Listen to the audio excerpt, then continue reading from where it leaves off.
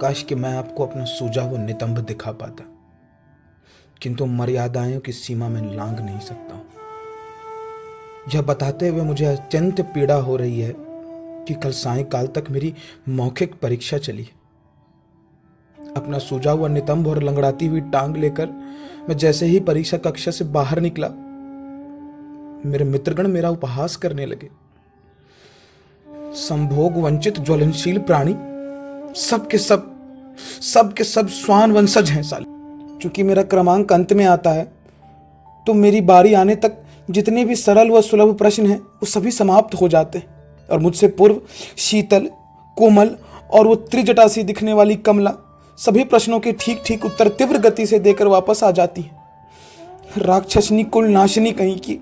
किंतु टॉपर श्रेष्ठ स्वर्ण पदकधारी लखन की परीक्षा लेते वक्त प्राध्यापक महोदय के चक्षु और वाणी से वात्सल्य रस का सागर छलकता है और ना जाने प्राध्यापक महोदय को मुझसे किस प्रकार की शत्रुता है।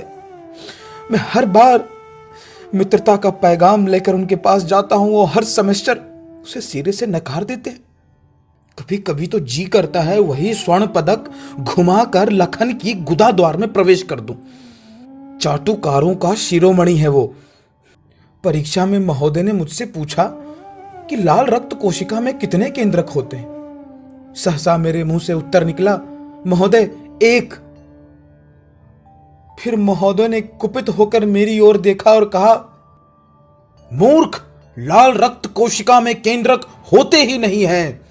दूर हो जा मेरी दृष्टि के सामने से। ऐसा प्रतीत होता है कि तूने पुस्तकों से कभी मेल रचाया ही नहीं है। कुपुत्र, कौरव, कंस, दुराचारी, पापी। अब मैं चाह कर भी कुछ नहीं कर सकता था, क्योंकि प्राध्यापक महोदय ने मेरे लिए अपने मन में अवधारणा बना ली थी कि रात्रि काल मैं ऊंचे स्वर पर ध्वनि विदारक यंत्र से गाने बजाकर अपने मित्रगणों के साथ लौंडा नृत्य का प्रदर्शन कर रहा था।